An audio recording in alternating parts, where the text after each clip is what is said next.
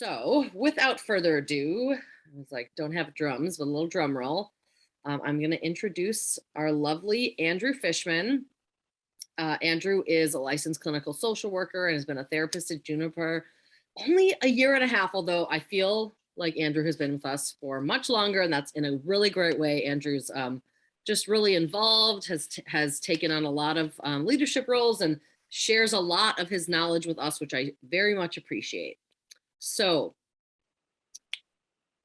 Andrew has a unique specialty in the impact of video games on mental health. He's a certified gaming disorder therapist who writes regularly on the subject for Psychology Today. He's got lots of articles, so definitely check that out.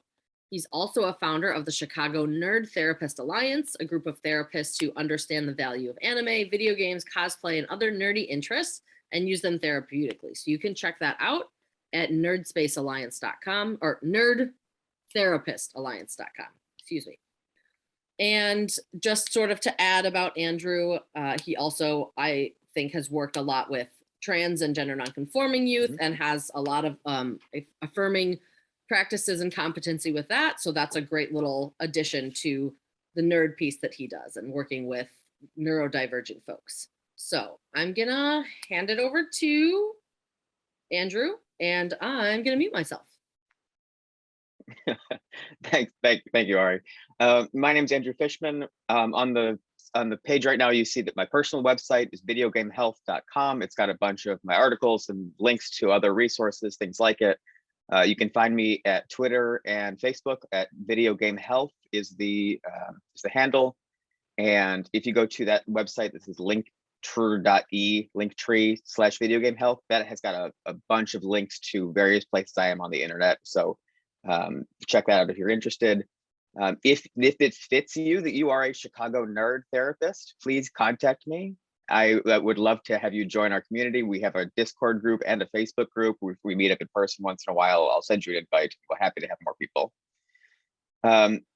For some credibility, this was my Halloween costume when I was 8 years old. It was the first one I ever made myself. I have been a nerd for a very long time. I bring this up not only to share my credibility as somebody who knows a lot about the subject, but also because I want to emphasize that I think video games are usually great. I totally reject the idea that they are implicitly harmful, that they're a dangerous influence on young people. That being said, they can absolutely become a problem for a small portion of the population, and it is important to understand how to conceptualize it and how to help them. This is actually the third presentation I've given at Juniper on the topic of video games. The first one is an overview on what you should know about video games as a therapist, like, do they make people violent? Why do so many people play video games? How can I tell whether a given game is appropriate? The second one is how to speak gamer. It's how to understand what on earth your clients are talking about when they talk about games. It's like an introduction on how to have a conversation with a gamer. We go over things like, what's an MMO? What is a tanky DPS? And then what are good follow-up questions to ask when somebody says they play video games, like almost all adolescents do. The plan for today is to discuss the benefits of games briefly, talk about the evidence for and against gaming disorder being a distinct diagnosis, talk about how to recognize the disorder in our clients, talk about different ways to conceptualize it, and learn best practices to help those who are struggling. So I'm going to use the chat function a lot to be asking questions of you and have a little bit of a conversation there. So let me quickly make sure that you know how to use it. At the bottom of your screen, if you don't see it already, it says chat. There's a little speech bubble. When you click that, a box should pop up on the right, which will give you a place to type and read other people's comments. So now, to make sure that you know, on a scale of 1 to 5, how ready are you feeling for this presentation? Please put it in the chat and make sure that everyone is selected. Awesome. 1 is like, I'm barely awake, please don't do this to me. And 5 is like, absolutely, I'm so excited, this is great. I've seen like only 4s and 5s, I love it, this is great. I'm gonna give you a minute to make sure that everybody more or less can figure out how to do that, because again, I will be listening to what you say throughout.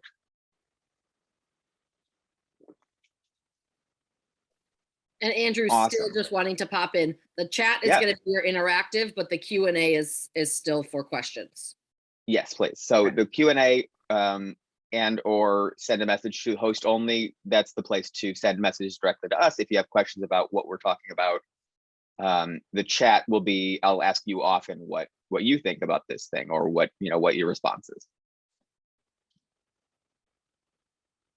Great. So first of all, why are we talking about video games at all? Anybody who works with young people has heard their clients talk about video games, probably a lot, and probably more than you want them to. It's a huge part of our clients' lives, and it's really, really important not to ignore it. We wouldn't ignore a client's passion for ballet or painting or football. So it's important not to ignore their relationship with video games. Honestly, if my client were doing anything for 6 hours a day, I'd want to learn about that thing and include it in our conversations. It's also by far the biggest entertainment category. Here's some data from 2019 pre-pandemic. I'm using the pre-pandemic data because the last couple of years are an unfair comparison. Video games are still at the top, but other industries were taking a big hit. We didn't really have sports for a while. We didn't really have the Hollywood box office, so those are not as relevant. In 2019, podcasts made about $9 billion. The music industry made twice that. The Hollywood box office made twice that amount. Surprisingly, and kind of cool, books made about 3 times that amount, about $128 billion. The sports industry made about the same, and then the gaming industry made even more than that. In the pandemic, most industries took a big hit, but gaming had its best couple of years ever. In 2020, the gaming industry made more money than the sports industry, the music industry, and the Hollywood box office combined. That's why it's an unfair comparison. I think that 2019 is a better example. It's just sort of not fair. For some more context, of the most profitable franchises of all time, 2 of them are video games. And the other 4 have had decades longer to make money. Hello Kitty, for example, has been around since the 1970s. Pokemon's only been around since 1996, and it's already made a lot more money than it. Additionally, almost all American teenagers play video games. There was a Pew survey in 2018 found that 83% of girls and 97% of boys who are teenage, 13 to 17, play video games. And almost half of adults say that they do too. Popular culture would have you believe that this is the gender breakdown, that almost all gamers are teenage boys. But the reality is that the average gamer is 35, and the real gender split is much closer than people think. People who play games are only about 55% men and 45% women. Unfortunately, I'm not aware of any large-scale surveys that explored how many non-binary people play, but I have no reason to believe that it's not about the same per capita as men and women. Part of the reason for this misperception is that people don't realize how many things video games includes. Most people know that Minecraft and Call of Duty are video games, but they forget that games like Solitaire and Wordle are video games too. So I'd like you to take a moment to think about what video games that you have played and enjoyed. When you think of one, please put it in the chat. We'll talk about it in a moment. So if you can think of a video game that you have enjoyed of any kind, please put it in the chat. Animal Crossing. Thank you, Pat. Scramble, it's an app. Backgammon. Backgammon is a good example because that's just a board game, but you can digitize it. Pokemon Go, Words with Friends, Candy Crush is one of the biggest ever. Stardew Valley. Nice, Nicole. I haven't enjoyed any. Wordle, Metal, Helio, all word games. Destiny 2. Oh, hi, Natalie. Breath of the Wild, 2 Dots. These are all great. Animal Crossing. Thank you, Ari. Now, people who have put in a game in the chat, what did you like about those games?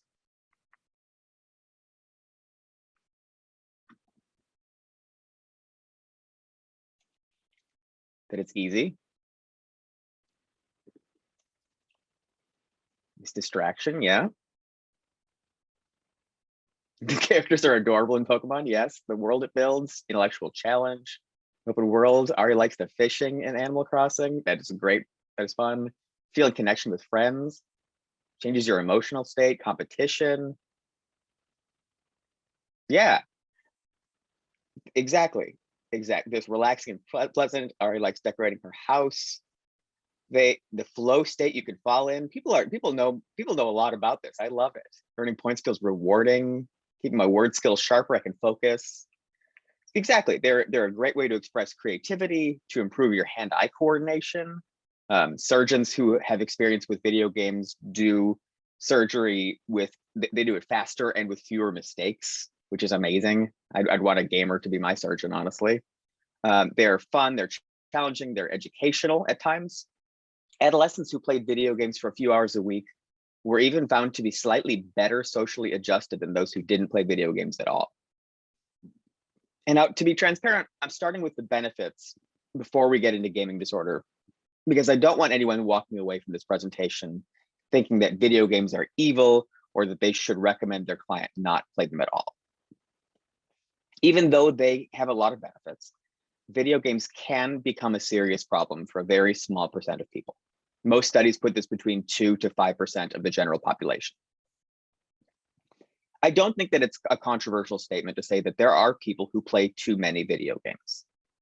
I bet that everyone here has a client who either plays too many games or has a family member that plays too many games.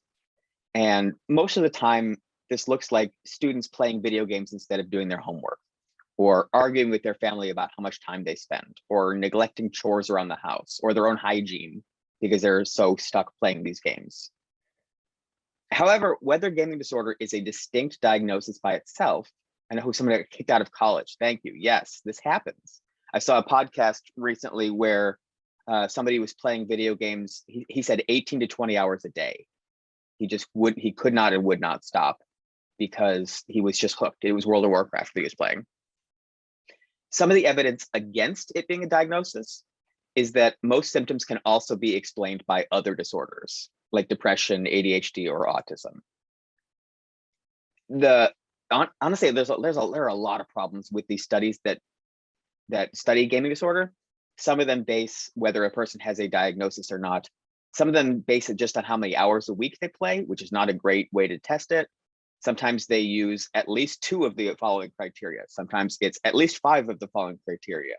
Sometimes they put them into low, medium, and high risk groups. It's very inconsistent across studies. And so it's really hard to do meta-analyses and things like that to really get at the data because nobody's using the same questionnaires even. Low temporal stability means that it doesn't last as long as people think that it does. That phrase comes from a German study which tested adolescents over the course of a year. They gave all the participants a survey about their gaming habits and classified each as either excessive or not excessive. And they found that most people who they categorized as excessive no longer met that criteria after they tested everyone a year later. So what they were saying is that for most people, you might play excessively, but it is it's sort of like it's just a phase essentially. But about 2.8% were excessive at both times. So that 2.8% does line up with other studies where they find that it's around 2 to 5%. So I'm not sure that argument is as strong as they think that it is. One paper which is critical of the diagnosis explained that hypersomnia or excessive sleeping is one symptom of a major depressive episode. However, we would not diagnose depressed individuals with hypersomnia with a comorbid bed addiction. In other words, video games are being singled out just because society doesn't really accept gaming like it does other hobbies. That's true, but a body of research is starting to show that video game addiction really does exist. Some of the evidence for it is that there are people who cannot stop without help. There's even some evidence of symptoms of withdrawal, like irritability and anxiety. People play even when it causes problems in other aspects of their lives. For me, the most compelling evidence is that the people who have addictions to other substances and also addiction to video games report that the cravings feel very similar. There are a number of interviews of people who have been to rehab for alcohol use disorders, and they say, yeah, it's the same thing. I feel the same way about video games that I do about alcohol. And so for me, that's really compelling evidence. If you look at the very back of the DSM-5, on page 795, you will find internet gaming disorder in a section called conditions for further study. We'll go over this in a moment, so don't worry about copying down everything on the screen. They call it internet gaming disorder, but a lot of researchers don't like that term because it's misleading. You can have a gaming addiction without access to the internet.